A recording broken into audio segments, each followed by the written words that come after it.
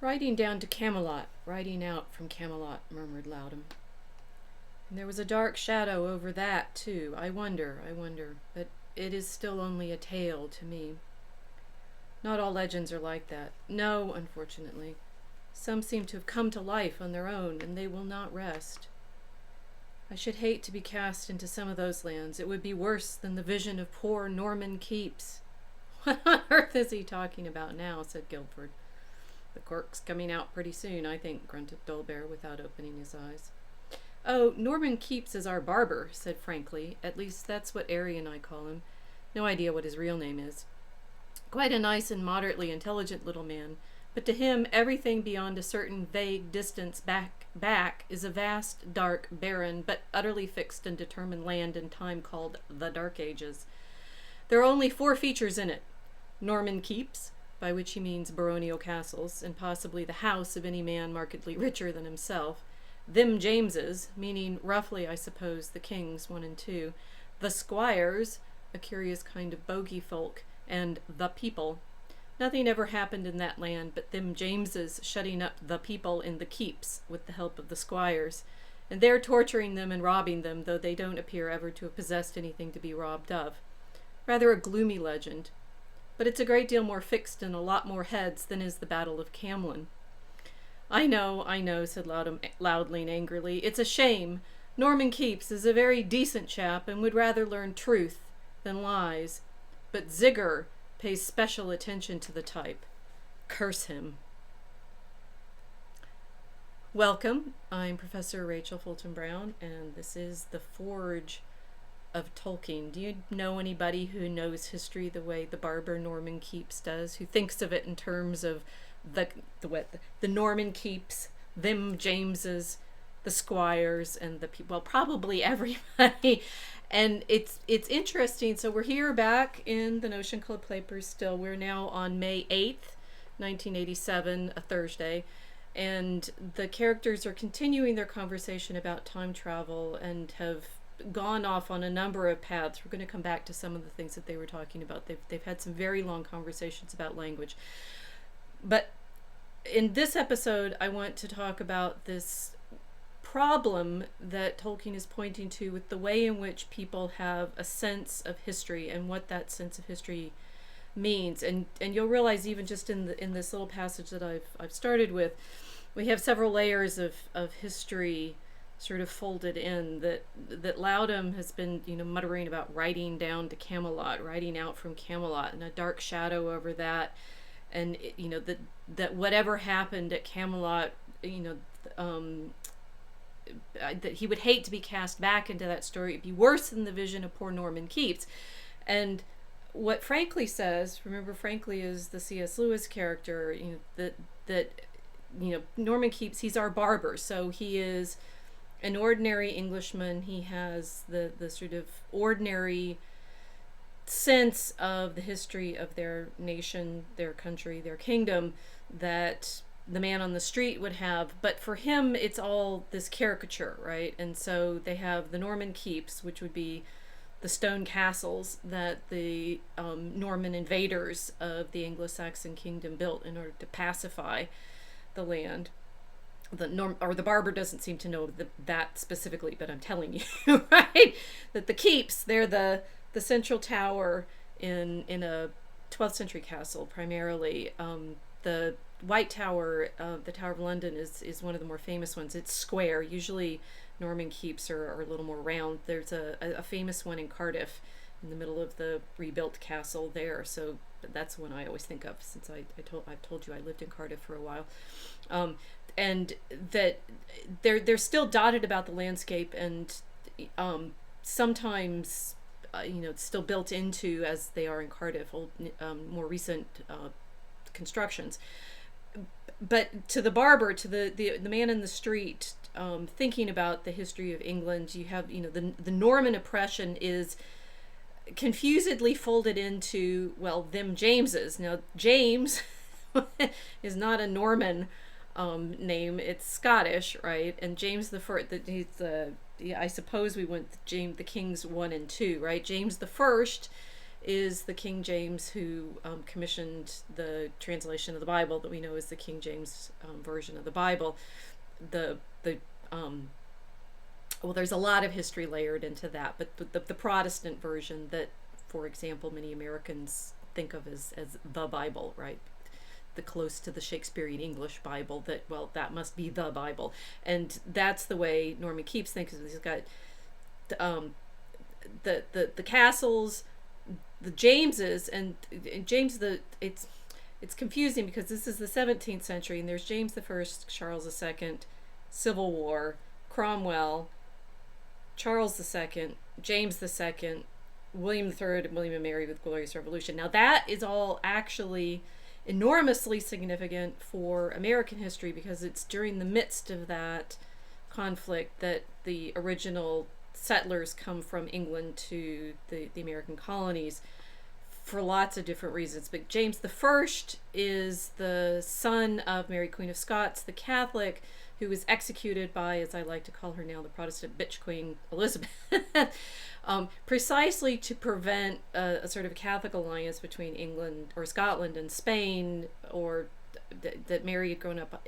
It's already getting more complicated than Norman Keeps is able to tell it, right? And to a certain extent, that's partly my point, that how do you tell a complicated history like this? You know, that you have the various waves of invasion that took over the island, that you have changes of dynasty that are very significant politically but also religiously.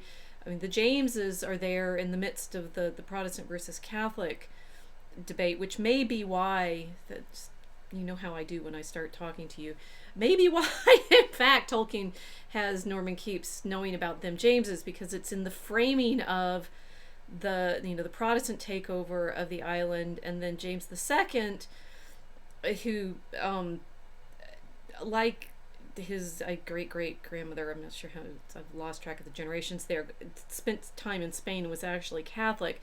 And the reason that he's run out, James II, by William III and the William and Mary, is at the Glorious Revolution, so that the Protestants who have come into power and are interested in maintaining themselves on the basis of the theft of the properties that they've made of the church. This is all in, I knew I lost some of my props. I've been reading a lot of E. Michael Jones, and this is all the history and bare metal that you all need to read. James is run out by the Whigs, basically, for being Catholic, and replaced by William of Orange, who is interested in acquiring the island. Have I lost you again?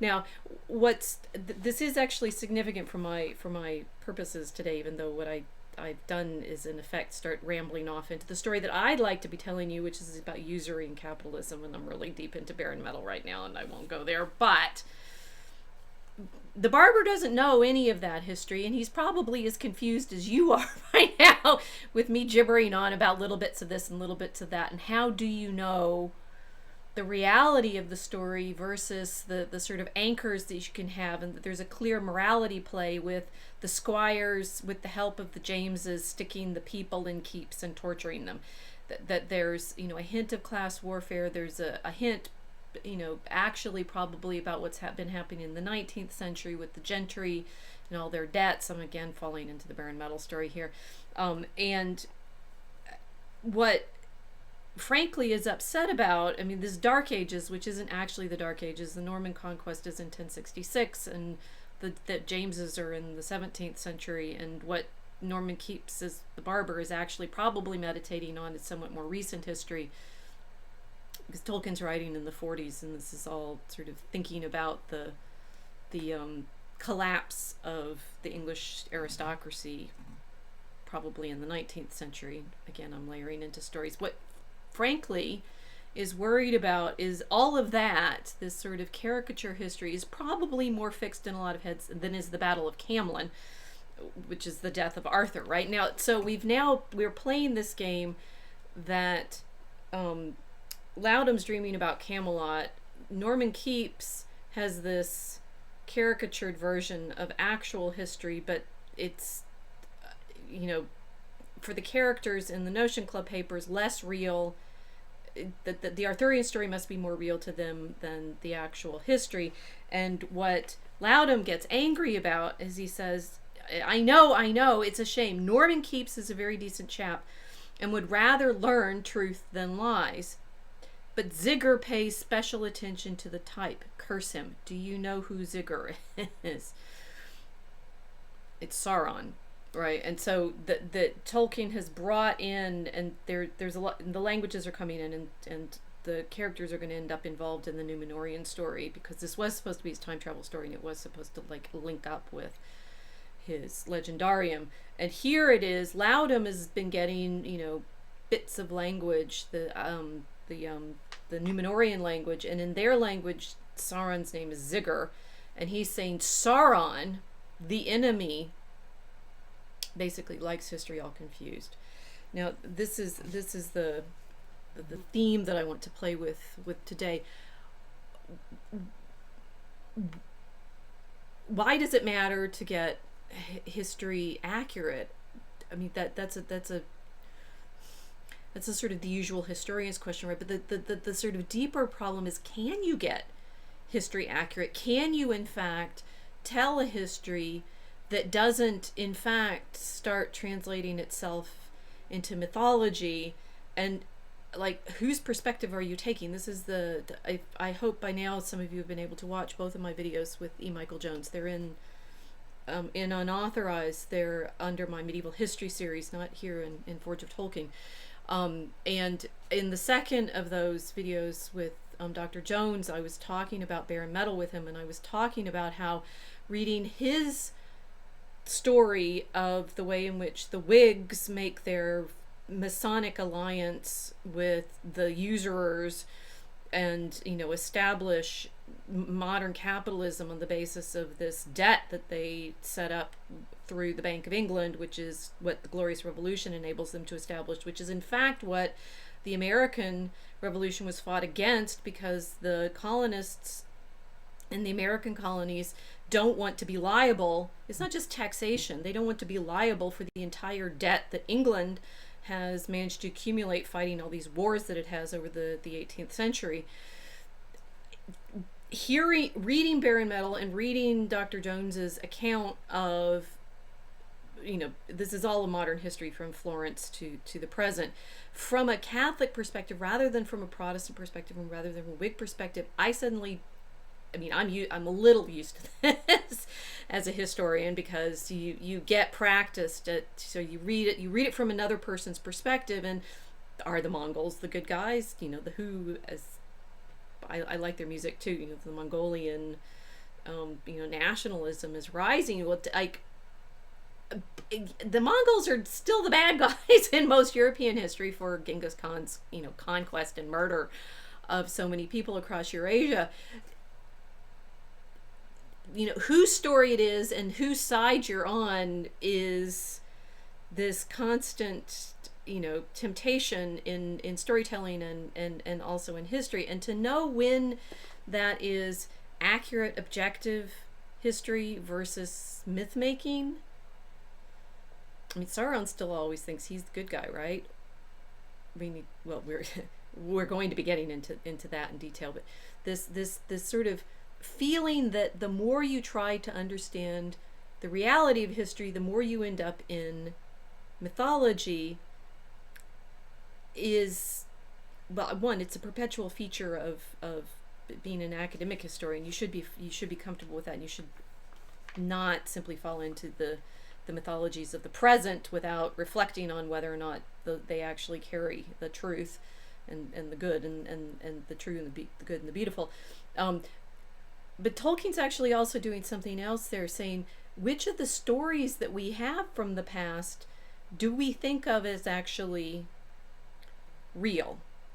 Now, I've managed in what was meant to be the introduction to get much deeper and faster into all of the problems. Let me back up a little bit and think about this problem of the kind of history that Norman Keeps is telling. Now, he has it as this sort of caricature of the Dark Ages, and I'm wondering to what extent, when Tolkien was sort of characterizing this guy, he wasn't thinking of the great parody English history that had in fact been published. I looked this up and I've forgotten. It's first published in 1930. I can't imagine that Tolkien wasn't aware of this. This is the kind of sort of jokey that the authors talk about in the beginning, how they've done extensive research in golf clubs, gun rooms, green rooms, and etc. I mean, it's like, like the Notion Club papers, they're meeting in one of the college rooms. The Inklings meeting at the Bear and the Baby, the Eagle and Child, the Bird and the Baby. That it fits with the kind of humorous meditation on the problem of knowing history that Tolkien and his friends would probably be very familiar with. I don't know for sure that he knew this, and I probably should have looked that up, but it's W.C. Sellar and R.J. Yeatman, and they open with this sort of premise that the only history that actually matters is what people can remember. They say this compulsory preface. This means you. They're skidding off of school textbooks, right? And he says histories have previously been written with the object of exalting their authors. The object of this history is to console the reader. No other history does this. History is not what you thought. It's what you can remember. All other history defeats itself. This is the only, capitals, memorable history of England, because all the history that you can remember is in this book, which is the result of years of research in golf clubs, gun rooms, green rooms, etc. And then they go and talking about the dates that you can remember and how they've done their research. But this premise is 1066 and all that. 1066 is the one memorable date, or there are two: the 54 BC when Caesar invades England, and then 1066 when the Normans invade England, right? So we have the Normans going to be coming over to build their keeps. And what's significant about this little exercise is that it's what you can remember, right? It's the history you can remember. So, for example, in the Middle Ages, this is my favorite passage. We have the Age of Piety. Do we have the Dark Ages? I forgot whether we had the Dark Ages. This is the full illustrated version. They actually had little line drawings in the original, but this one was put out with pictures from... No, we don't seem to have the Dark Ages.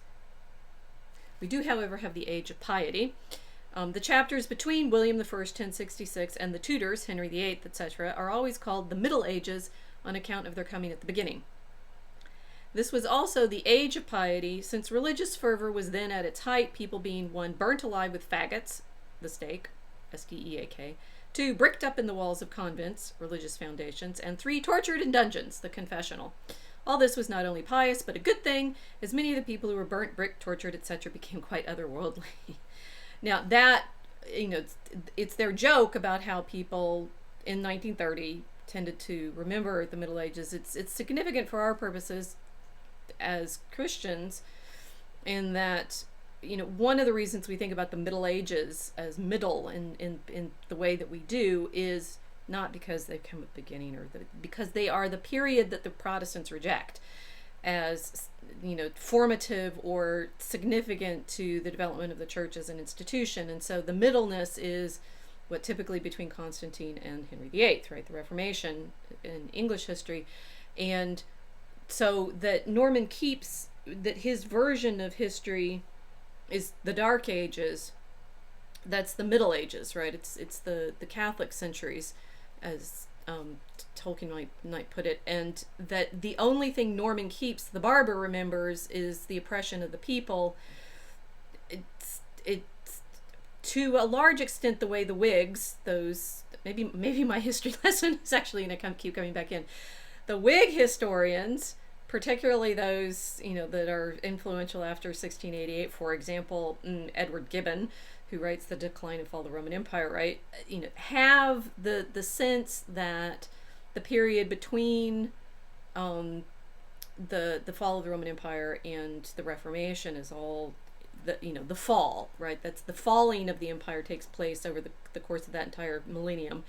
And as far as Protestants are concerned, nothing good can possibly happen in that period. 1066 and all that really does mainly begin at the beginning. The Roman occupation, Britain conquered again, the conversion of England in chapter 3. For the reason, and this is actually significant for our purposes in thinking about what Tolkien is trying to do, that we don't really have detailed histories of England prior to Bede with his History of the English Church. And we have Gildas describing the occupation of Britain, which is more of a morality tale than a full sort of detailed history of the period. And it is actually kind of dark, but not from the Norman period, but rather from the pre-Anglo-Saxon period. And because Tolkien himself is interested in the history of England through that Anglo-Saxon literature, his Old English sources, sort of where the Dark Ages fall is a movable problem, right? So we have the Age of Piety is the Middle Ages, and that's the period that that everybody's being burnt at the stake because it's a good thing because people are pious. But it's also the period for the English when they're imagining, for example, the barony, and this would be in the 13th century, for example, with Henry III is king, and the good guys are the barons who try to oppose the king. This fits in the Whig version of the history because by the 17th century, when all of these things are being sort of standardized in the way in which we tell the story now, the Parliament had gone out of its way to execute the king, right? James I's son, Charles I, is executed by the parliamentarians, and so if you are projecting the story back from that perspective, you're going to end up with, for example, Simon de Montfort. Though only a Frenchman was a good thing and is very notable as being the only good baron in history. The other barons were, of course, all wicked barons. Those would be, I think, the squires in the barber's version. The other barons were, of course, all wicked barons. They had, however, many important duties under the baronial system. These were to be armed to the teeth, to extract from the villeins saccage and socage, tullage and tallage, pillage and ullage, and in extreme cases all other baronial amenities such as umbrage and porridge. These may be collectively defined as the benorial rights of carnage and wreckage. To hasten the king's death, deposition, insanity, etc., and make quite sure that there were always at least 3 false claimants to the throne. To resent the attitude of the church, the barons were secretly jealous of the church, which they accused of encroaching on their rights, see page 24, Age of Piety, to keep up the Middle Ages. Right, so that is when Tolkien and his friends, who are particularly the ones that are meeting at the Eagle and Child, or for the Inklings, the back characters to the Notion Club papers, are Christian, and most of them, interested in medieval Christianity. There's this problem of the sort of what does the past look like from your perspective in 1940 or 1987 or anywhere in the 20th century when you've been given this history that includes nothing but rapacious barons, Norman conquerors, evil kings, and the people. It's like the Monty Python version, right? You thought Monty Python was idiosyncratic, right? But they're not. They're sort of typically English, right? In this problem of reflecting on exactly how seriously do we take which version of our history that we're telling about ourselves, and which one is Camelot, which one is the sort of legendary version, and which one is the accurate historical version, particularly if we know, as for example Catholics, the version that the Protestants is telling, or to have been telling, may get the good guys and bad guys backwards, right? Well, about the same time that we're saying Sellar and Yeatman do this in 1930. Some years later, T.H. White, in his Once and Future King, plays a similar trick, right? And Once and Future King is first published in 1939. 1940, and then the last bit in 1958.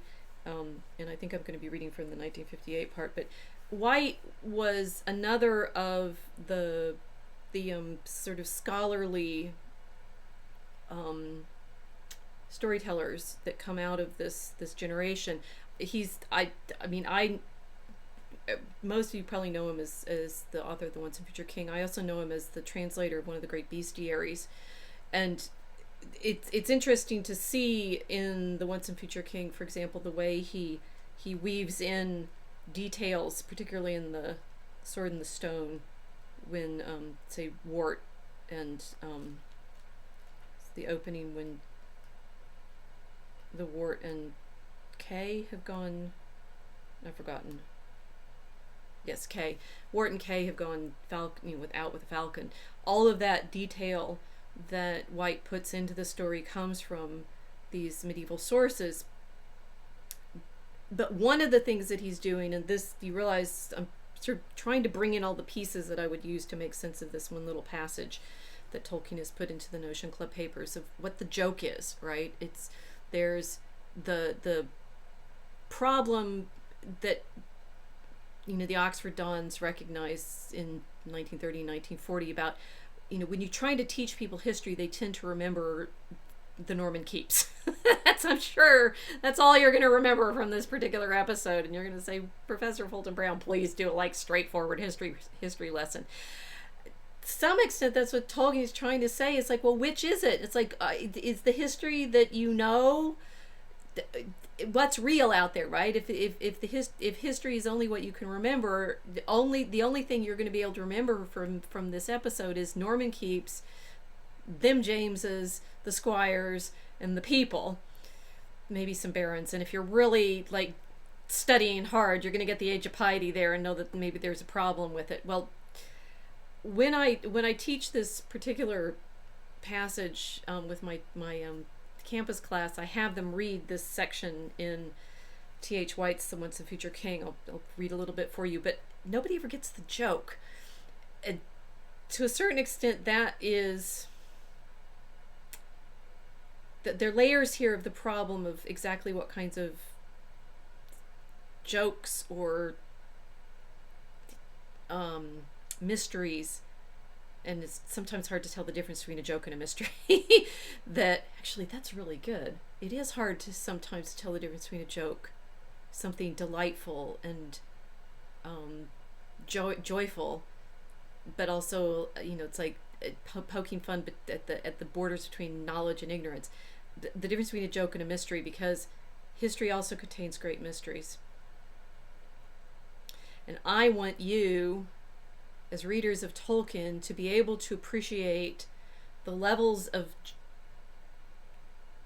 yoka, the jokes and the mysteries that he is interlayering into all of his stories at the level that I can, as a medieval historian and a scholar of these texts.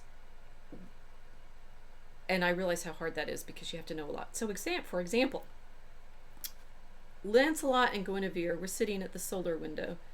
An observer of the present day, who knew the Arthurian legend only from Tennyson and people of that sort, would have been startled to see the famous lovers were past their prime. We, who have learned to base our interpretation of love on the conventional boy and girl romance of Romeo and Juliet, would be amazed if we could step back into the Middle Ages, when the poet of chivalry could write about man that he had un ciel un dieu, par terre un déesse, God in heaven, on earth a goddess. Lovers were not recruited then among the juveniles and adolescents. They were seasoned people who knew what they were about. In those days, people loved each other for their lives, without the conveniences of the divorce court and the psychiatrist. Loved each other for their lives, their whole lives. They had a god in heaven and a goddess on earth. And since people who devote themselves to goddesses must exercise some caution about the ones to whom they are devoted, they neither chose them by the passing standards of the flesh alone, nor abandoned it lightly when the bruckle thing began to fail. Lancelot, that's okay. So of course, one of the poignant things about the whole story, the way White's telling it, is they're adulterers, right? So that he set them up as lovers before the divorce courts is interesting. Lancelot and Guenever were sitting by the window in the high keep, and Arthur's England stretched below them under the level rays of sunset. It was the gramarye of the Middle Ages, which some people are accustomed to think of as the Dark Ages, and Arthur had made it what it was.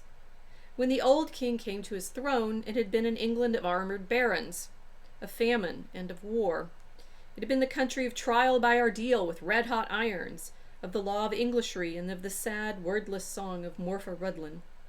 Then, on the sea-coast, within a foreign vessel's reach, not an animal, not a fruit tree had been left. Then, in the fens and the vast forests, the last of the Saxons had defended themselves against the bitter rule of Uther the Conqueror. Then the words Norman and Baron had been equivalent to the modern word of Sahib. Then Llewellyn ap Griffith's head, in its crown of ivy, had mouldered on the clustered spikes of the tower. Then you would have met the mendicants by the roadside, mutilated men who carried their right hands in their left, and the forest dogs would have trotted beside them, also mutilated by the removal of one toe, so that they could not hunt in the woodlands of the Lord. When Arthur first came, the country people had been accustomed to bar themselves in their cottages every night as if for siege, and had prayed to God for peace during darkness, the good men of the house repeating the prayers used at sea on the approach of storm, and ending with the plea, "The Lord bless us and help us," to which all present had replied, "Amen." In the Baron's castle, in the early days, you would have found the poor men being disemboweled, and their living bowels burned before them, men being slit open to see if they had swallowed their gold, men gagged with notched iron bits, men hanging upside down with their heads in smoke, others in snake pits or with leather tourniquets round their heads, or crammed into stone-filled boxes which would break their bones. You have only to turn to the literature of the period, with its stories of the mythological families, such as Plantagenets, Capets, and so forth, to see how the land lay. Legendary kings like John had been accustomed to hang 28 hostages before dinner, or like Philip had been defended by sergeants at mace, a kind of stormtroopers who guarded their lords with maces, or like Louis had decapitated their enemies on scaffolds under the blood of which the children of the enemy had been forced to stand. This, at all events, is what Ingolf of Croyland used to tell us, until he was discovered to be a forgery. Then there had been archbishops named Skinvillain, and churches used as forts, with trenches in the graveyards among the bones, and price lists for finding murderers, and bodies of the excommunicated lying unburied, and famished peasants eating grass or tree bark or one another. One of them ate 48. There had been roasting heretics on the one hand, 45 Templars had been burned in one day, and the heads of captives being thrown into besieged castles from catapults on the other. Here a leader of the Jacquerie had been writhing in his chains as he was crowned with a red-hot tripod. There a pope had been complaining as he was held to ransom, or another one had been wriggling as he was poisoned. Treasure had been cemented into castle walls in the form of gold bars, and the builders had been executed afterwards. Children playing in the streets of Paris had frolicked with the dead body of a constable, and others with the women and old men had starved outside the walls of beleaguered towns. Yet inside the ring of the besiegers, Huss and Jerome, with the mites of apostasy upon their heads, had flamed and fizzled at the stake. The hamstrung imbeciles of Jumièges had floated down the Seine. Gilles de Rais had been found to have no less than a ton of children's bones calcined in his castle, after having murdered them at the rate of 12 score a year for 9 years. The Duke of Berry had lost a kingdom through the unpopularity which he earned by feeling sorry for 800 foot soldiers who had been killed in a battle. The youthful Count of St. Pol had been taught the arts of war by being given 24 living prisoners to slaughter in various ways, for practice. Louis XI, another of the fictional kings, had kept obnoxious bishops in rather expensive cages. The Duke Robert had been surnamed the Magnificent by his nobles, but the Devil by his parishioners. And all the while, before Arthur came, the common people, of whom 14 were eaten by wolves out of one town in a single week, of whom 1/3 were to die in the Black Death, of whom the corpses had been packed in pits like bacon, for whom the refuges at evening had often been forests and marshes and caves, for whom in 70 years there had been known to be 48 of famine. These people had looked up at the feudal nobility who were termed the lords of sky and earth, and themselves battered by bishops who, because they were not allowed to shed blood, went for them with iron clubs, had cried aloud that Christ and his saints were sleeping. Pourquoi, the poor wretches had sung in their misery, pourquoi nous laisser faire dommage? Nous sommes hommes comme ils sont. Such had been the surprisingly modern civilization which Arthur had inherited. Now, I read the whole thing because I want, and that's not actually the whole thing, I'm still going to keep going, but I want you to hear it, right? Do you get the joke? So he's saying, this was the Dark Ages. This is what people used to think the Dark Ages were like before Arthur came, right? And it was this, and he's actually given you, he started with the Norman conquerors and the conquest of Wales, and then the details through the 11th, 12th, 13th, 14th, 15th century, saying all of that we used to believe was in fact true before Arthur came, but now we know it's all fictional. Well, of course it's not fictional. The joke, if you're like the kind of person that reads enough history to get the joke, is that all of that's true. Or at least I think of the things that I can recognize, like the Templars being burned at the stake, and the legendary kings like John and Philip and so forth, all of that, White's joke being, this is the true history that we have of the Middle Ages, and all of these atrocities happened. But his comment is, such had been the surprisingly modern civilization which Arthur had inherited. So, like, what is he doing here? There's a complex layering of joke. If you hear then what Arthurian England looks like, Merry England looks like, right? But it was not the civilization over which the lovers looked out. Now, safe in the apple green sunset before them, there stretched the fabled Merry England of the Middle Ages, when they were not so dark. Lancelot and Guenever were gazing on the age of individuals. What an amazing time the age of chivalry was. Everybody was essentially himself, was riotously busy fulfilling the vagaries of human nature. There was such a gusto about the landscape which stretched before their window, such a riot of unexpected people and things, that you hardly knew how to begin describing it. The dark and Middle Ages.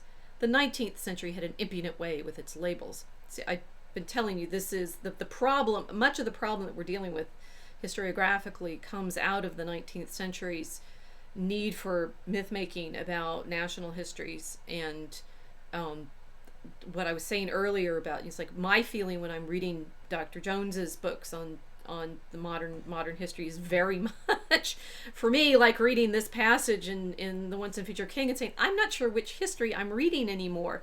If you tell the Catholic story, it's one version of the good guys and the bad guys, but if you tell the Protestant version, no, Adam Smith is the great, just theorist of laissez-faire and benevolent capitalism, because the invisible hand is going to take care of everything.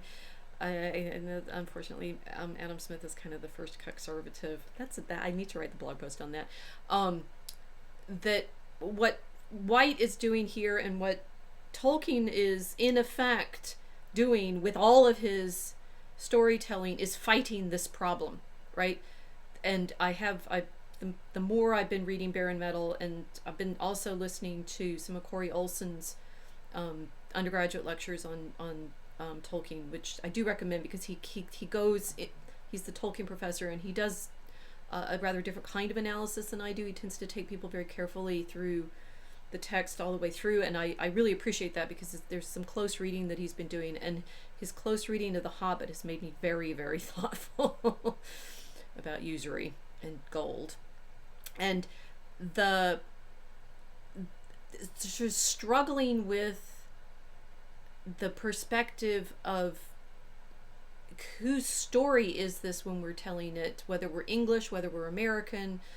White is playing off of the problem of the modernity versus the Middle Ages, and if the modern, some of it is a critique of modernity, saying, are we actually all that better than the way people were behaving in the period that we now call dark? But there's this instability of, if we see a period in the past as having good elements, is that the golden age towards which we should be looking and longing to recover? The sort of nostalgia for traditional life, or are we projecting that idealization onto the period and ignoring the things that we know were also happening at the age of the individual, interestingly, is a bit of a dig at Burckhardt's the culture of the Renaissance in Italy, which was the sort of great 19th century founding text of modernity's discovery of the individual. And what White is showing is what medievalists know is, there's not that, there are different periods and there are different kinds of emphases in the cultures, but you can find heroes in the Middle Ages that are highly individual. I've done it again. I've folded it in several different conversations here, which is also kind of my point of this episode, right? It's like the disentangling of the mythological from the historical. But what White is doing with this individual, the critique of the individual in the 19th century with its labels, he's critiquing Burckhardt's Renaissance vision and saying, no, in fact, the Arthurian vision of the Middle Ages is rather different. The Dark Middle Ages, the 19th century had an impudent way with its labels. For there, under the window in Arthur's gramarye, the sun's rays flamed from 100 jewels of stained glass in monasteries and convents, or danced from the pinnacles of cathedrals and castles which their builders had actually loved. Architecture in those dark ages of theirs was such a light-giving passion of the heart that men gave love names to their fortresses. Lancelot's joyous garde was not a singularity in an age which has left us beauty, plaisance, or malvoisin, the bad neighbor to its enemies. An age in which even an oaf like the imaginary Richard Coeur de Lion, who suffered from boils, could call his castle Gaillard and speak of it as my beautiful one-year-old daughter. Even the legendary scoundrel William the Conqueror had a second nickname, the Great Builder. Those Norman keeps, right? Think of the glass itself with its 5 grand colors stained right through. It was rougher than ours, thicker, fitted in smaller pieces. They loved it with the same fury as they gave to their castles, and Villars de Honcourt, struck by a particularly beautiful specimen, stopped to draw it on his journeys, with the explanation that, quote, I was on my way to obey a call to the land of Hungary when I drew this window because it pleased me the best of all windows.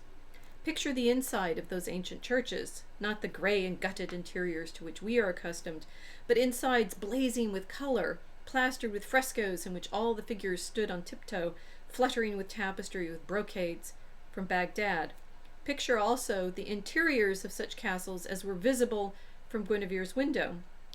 These were no longer the grim keeps of Arthur's accession. Now they were filling with furniture made by the joiner instead of the carpenter. Now their walls rippled doorless with the flexible gaieties of Grasse, tapestries like that of the jousts of Saint-Denis, which, although covering more than 400 square yards, had been woven in less than 3 years. Such was the ardor of its creation.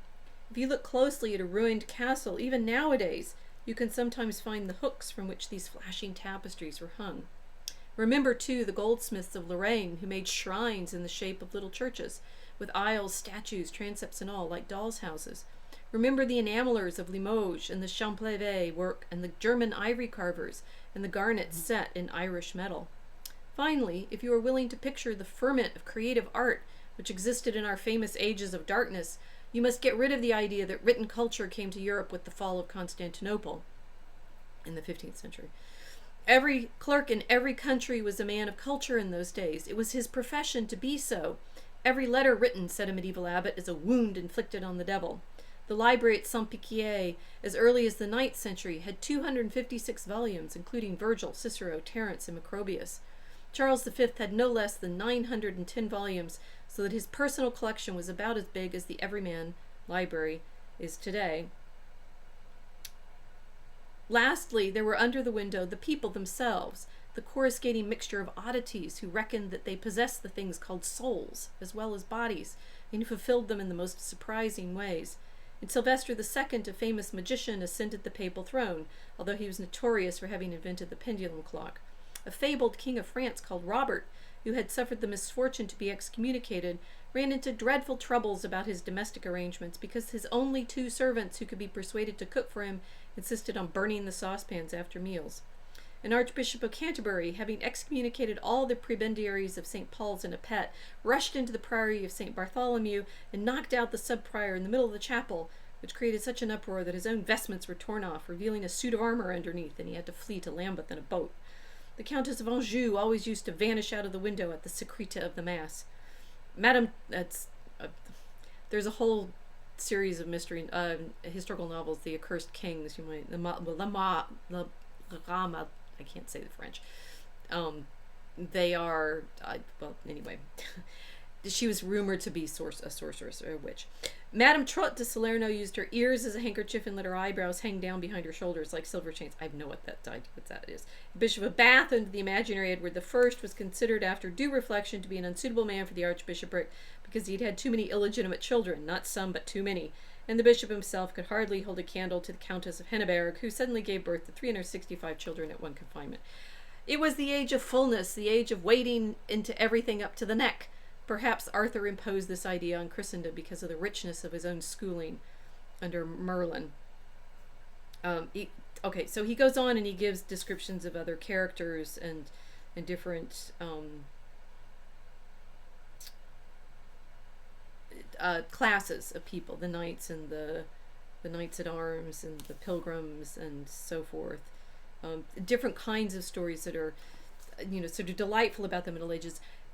And the sort of joke being everything he's describing in both directions is real, right? Both the Dark Ages, in which all of that barbarism happened, which is so surprisingly like our modern civilization, and the age of the individual, the age of gramarye, the age of Arthurian Middle Ages is also real. It's also the period that they built the great cathedrals and the period in which learning was in fact greatly prized. It's the period when the universities are built and developed. It's the clergy, even the complaints about the clergy not being learned enough are of course complaints that clergy should be learned and so forth, so that he is trying to get you to I think about the problem of, well, they're both, right? That it was the best of times, the worst of times. It's a very Dickensian way, and concludes this, that his positive description goes on much longer. But did you know that in these dark ages, which were visible from Guinevere's window, there was so much decency in the world that the Catholic Church could impose a peace to all their fighting, which it called the Truce of God, and which lasted from Wednesday to Monday, as well as during the whole of Advent and Lent? Do you think that they, with their battles, famines, black death, and serfdom, were less enlightened than we are, with our wars, blockade, influenza, and conscription? Even if they were foolish enough to believe that the earth was the center of the universe, do we not ourselves believe that man is the fine flower of creation? If it takes 1,000,000 years for a fish to become a reptile, has man in our few hundred altered out of recognition? Now that's the sort of historian's puzzle, as always, and one of the things that modernity is often trying to claim is that we're somehow sort of so radically different from the people in the past that we can't understand them anymore. And White's point being quite bluntly, well, no, they're us. But also that point of saying, when we're looking back at the past, we're filtering it with certain kinds of expectations. With 1066 and all that, we're struggling with how much of it we can actually remember, whether or not you can keep the complexity of the story in mind. Never mind, it's like just remembering the names of all the kings or something like that, so that you actually have chronological markers. But then going back to what the characters in the Notion Club papers are talking about, not being entirely sure which past you're accessing when you say you want to be sort of traveling in time. And what's interesting in this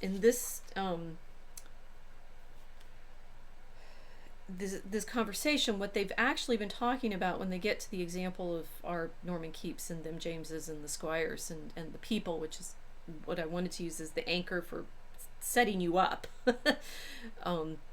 for puzzling over your own confidence in the degree to which you are telling the story of the past. What the characters in the Notion Club papers have been talking about is, well, how do you tell the difference? At what point are you talking about history, and at what point have you sort of dissolved into mythology? I mean, you could say the Whig version of history, that we are all better off with, usurious contracts and the invisible hand, is already a myth, which would be along the lines of what T.H. White is doing in that passage from Once a Future King, saying, we with our modernity, we think we're so free of myth. In fact, we're just as much participating in the myth. But where's the truth, right? At what point in time do you see yourself actually participating in the real? And that is what the characters have actually already been talking about. So Jeremy said, there's this sort of, here unfortunately Leaf is missing, but they've been talking about something else, and we're coming in the middle of the conversation. As you said, Jeremy's talking, he says, as you said. But I don't think that one can be so sure. Sometimes I have a queer feeling that if one could go back, one would find not myth dissolving into history, but rather the reverse. Real history becoming more mythical, more shapely, simple, discernibly significant, even seen at close quarters, more poetical and less prosaic, if you like. In any case, these ancient ancient accounts, legends, myths about the far past, about the origins of kings' laws and the fundamental crafts, are not all made of the same ingredients. They're not wholly inventions, and even what is invented is different from mere fiction. It has more roots. Roots in what? Said Frankly. In being, capital being, I think I should say, Jeremy answered, and in human being, and coming down the scale, in the springs of history, and in the designs of geography. I mean, well, in the pattern of our world as it uniquely is, and of the events in it, as seen from a distance, a sort of parallel to the fact that from far away the Earth would be seen as a revolving sunlit globe, and that is a remote truth of enormous effect on us all and all we do, though not immediately discernible on Earth, where practical men are quite right in regarding the surface as flat and immovable for practical purposes. Of course, the pictures presented by the legends may be partly symbolical. They may be arranged in designs that compress, expand, foreshorten, combine, and are not at all realistic or photographic. Yet they may tell you something true about the past. And mind you, there are also real details, what are called facts, accidents of land shape and sea shape, of individual men and their actions, that are caught up, the grains on which the stories crystallize like snowflakes. There was a man called Arthur at the center of the cycle. Perhaps, said Frankly, but that doesn't make such things as the Arthurian romances real in the same way as true past events are real. I didn't say in the same way, said Jeremy. There are secondary planes or degrees. And what do you know about true past events, Philip? Asked Raymer. Have you ever seen one when once it was past? They are all stories or tales now, aren't they, if you try to bring them back into the present? Even your idea of what you did yesterday, if you try to share it with anyone else. Of course, unless, of course, you can go back, or at least see back.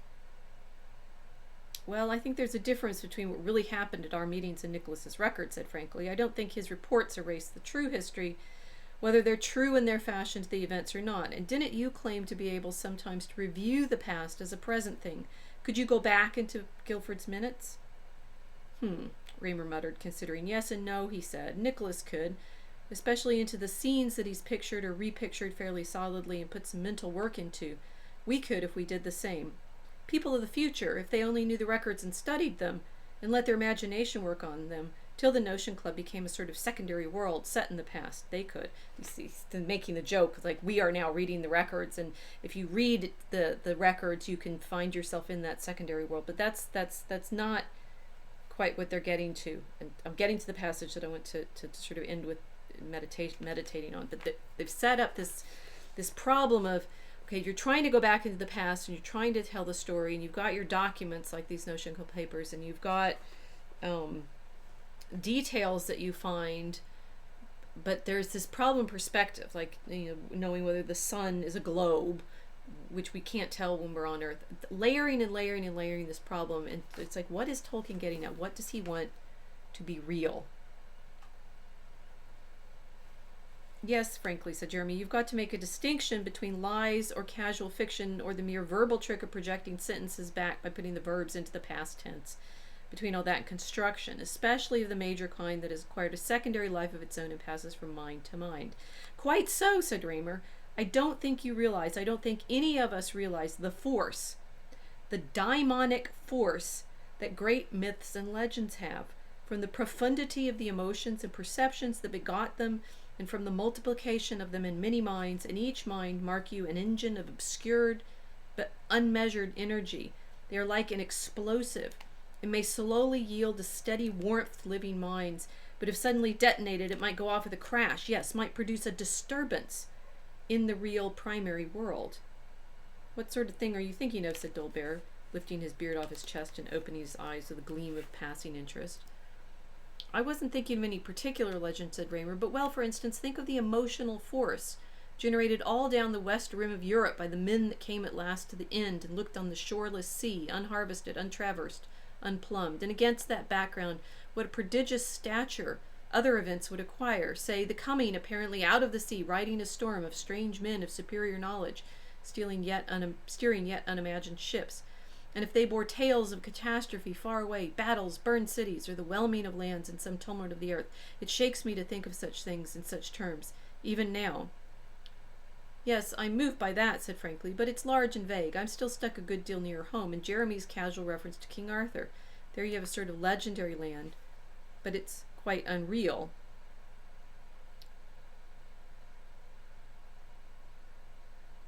But you'll allow, won't you, said Raymer, that the Britain of Arthur is now imagined, even a debased when knights were bold sort of form, has some kind of force in life. Some kind of literary attraction, said Frankly, but could you go back to King Arthur's Camelot, even on your system? Of which, by the way, I'm not yet convinced. I mean, what you told us seems to me very likely no more than an exceptionally elaborate and exceptionally well-remembered form of what I call dreaming. Simply, picture and story spinning while asleep. And anyway, if legend, significant on its own plane, has gathered about history with its own importance, which would you go back to? Which would you see if you saw back? All right, now that's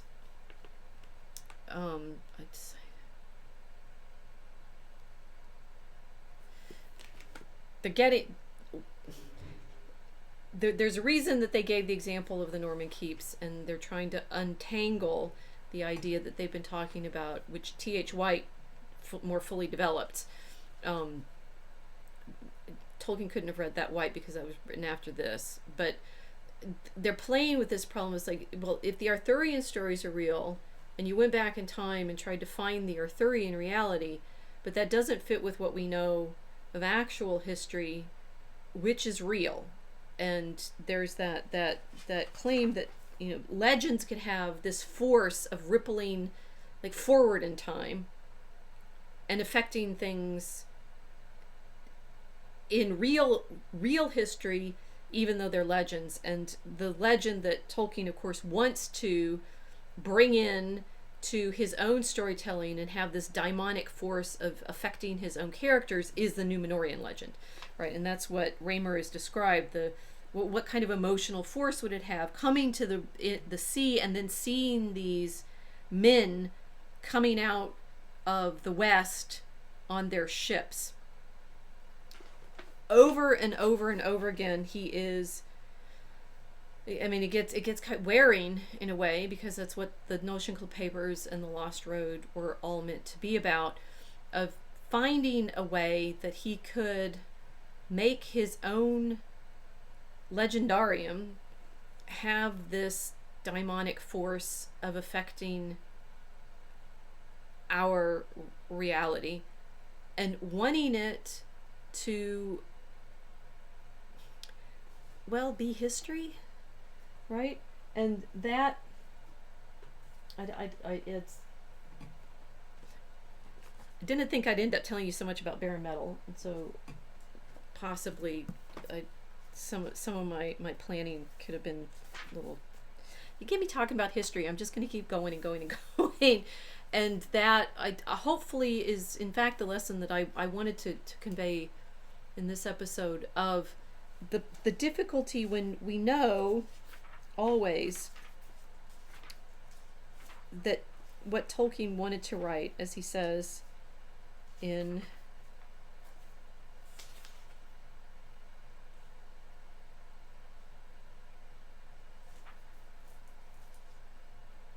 Sorry, I can't. My eye is not falling on the passage that I need.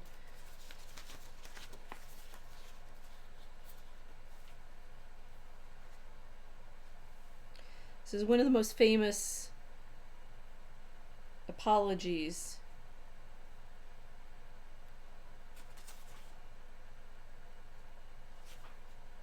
It's so funny that I'm not seeing it.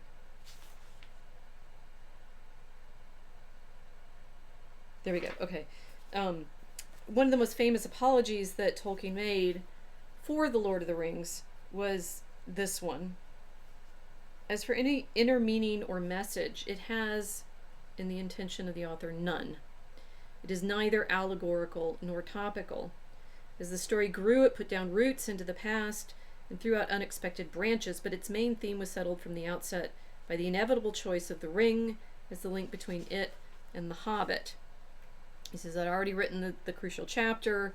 It's, before 1939. The real war is not part of it. And, the ring lore is in all of this. My story had its own story logic, right? Its own daimonic force, as it were, in his telling. But it's not meant to be allegory. We're not meant to find, references in any of this. Other arrangements could be devised according to the taste or views of those who like allegory or topical reference. But, and this is the famous line, but I cordially dislike allegory in all its manifestations and have always done so since I grew old and wary enough to detect its presence.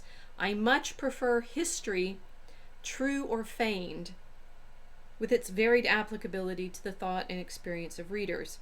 I think that many confuse applicability with allegory, but the one resides in the freedom of the reader, and the other in the purposed domination of the author. I much prefer history, real or feigned. Now, that is a really interesting fudge, right? And we're deep enough into my ramblings about what Tolkien is doing to be Tolkienian in our own ramblings about what he's doing, and saying, wait a minute, he has, while he's been writing The Lord of the Rings, he's claiming, as he does in the preface, that he'd plotted it all out, and but that if the real war does not resemble the legendary war in its process or its conclusion. If it inspired or directed the development of legend, then certainly the ring would have been seized and used against Sauron, blah, blah, blah, blah, right? As he's trying to understand what is happening in The Lord of the Rings, he's also been niggling around with these Notion Club papers, as we've seen, and when Zigger pays special attention to the type, which is the Norman Keeps. Norman Keeps is a very decent chap and would rather learn truth than lies, but Zigger pays special attention to the type. Curse him. Why would Sauron pay special attention to the Norman Keeps, who wants to know the truth, when what Tolkien is himself doing is creating, his fictional history, which he wants to have not be allegorical, but somehow be accessible, potentially, to people in our primary reality, as the characters in the Notion Club papers are imagining it's possible, in the same way, or possibly not, that the Arthurian legends are as real as the Norman Keeps, which they may or may not be, and how much of this is a problem of the way in which historians, depending on our own perspective as storytellers, see the story as either a comedy or a tragedy or a melodrama, or the good guys and the bad guys. Norman Keeps is starting to sound pretty sane at this point, right? At least he knew that there was a simple Dark Ages and there are 4 features in it, and them Jameses and the Squires are the bad guys and the people are the good guys, and that's that. Well, I'm going to leave you puzzling over this, and leave you puzzling over what, yet again, Tolkien having had this deep meditation on the problem of the degree to which, as he says, Jeremy has this conclusion trying to say, well, would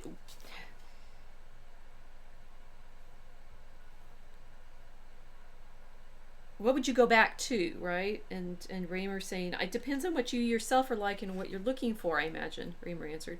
If you were seeking the story that has most power and significance for human minds, then probably that's the version you'd find. Right? So if you go back in time and you're studying the history, not just for what you can remember, but for the significance that you're looking for, it's going to be the one that's most powerful in your understanding. Anyway, I think you could. I think I could go back to Camelot if the conditions of my mind and the chances of travel were favorable. The chances are not, as I told you, more than very slightly affected by waking desire. An adventure of that sort would not be the same thing as reviewing what you'd call 5th century Britain. If I go back, it's not like I'm going back and seeing, it's like the Mark Twain problem, the Connecticut Yankee in King Arthur's Court. What would you see? Neither would it be like making a dream drama of my own. It would be more like the first, but it would be more active. It would be much less free than the second. It would probably be more difficult than either. I fancy it might be the sort of thing best done by 1 or 2 people in concert. Like you could do it together. I don't see how that would help, said frankly. Because different people have different views or have individual contributions to make. Is that what you mean? Asked Guildford. But that would be just as true of historical research or backside. No, it wouldn't, said Jeremy. You're mixing up history in the sense of a story made up out of the intelligible surviving evidence, which is not necessarily truer to the facts than legend, and the true story, the real past. If you really had a look back at the past as it was, then everything would be there to see if you had eyes for it, or time to observe it in. And the most difficult thing would be, as it always is at present, the pattern, the significance, yes, the moral of it all, if you like. At least that would be the case the nearer you come to our time. As I said before, I'm not so sure about that, as you pass backward to the beginnings. But in such a thing as a great story cycle, the situation would be much different. Much would be vividly real and at the same time pretentious. But there would be uncomplicated passage, weak joints, gaps. You'd have to consolidate. You might need help. The difficult thing to see would be, as it always is at present, the pattern, the significance, yes, the moral of it all, if you like. History is always moral, and I think that tells me that I found the thing that I was looking for in my sort of pattern weaving for today's conversation, because one of the things that I've learned from reading Dr. Jones's Barren Metal is how the major mistake that Adam Smith made was trying to disentangle economic activity from morality, and saying, so no matter how badly we behave in our own self-interest, out of our greed and our vices, although Smith is quite interested in the way people behave well for each other so that they're considered part of polite society, which is why the conservative element comes in there. That the mistake that Smith makes in his great study of the economy is he divorces it from morality, and that what Tolkien is having his characters talk about is this problem of the pattern, the significance, the moral of the story that we find when we're looking back, when we're wanting to travel back into the past, and that in fact is what I have been trying to show you that we wrestle with as we tell our stories, either what we remember as in 1066 and all that, which is one version of the sort of joke, or the is it good guys and bad guys, the way T.H. White plays it out. And to the extent that the Lord of the Rings is meant to be a history, that it's meant to have a moral significance and a pattern, but that you don't unlock it like an allegory. We need to talk more about allegory. Now, when I close out, there's a big chronology that I'm going to have you look at. I thought I would get to telling you a little bit more about it, but I'll leave it on screen for just a little bit so you can study it, or you can pause the video. What I'm doing in the chronology is showing you the distances of time that Tolkien is playing with in his own storytelling, and how they map onto a distance of time in the real archaeological record. We'll get to that in a future episode. Thank you very much for joining me. I hope that this was entertaining as a problem session, and that I've been able to convey at least the some of Tolkien's own struggling, which I share as a historian, with what is the real story that you're telling, and how much it's absolutely necessary that it has that moral dimension. We're going to keep talking about this. Thank you very much for joining me. To be continued.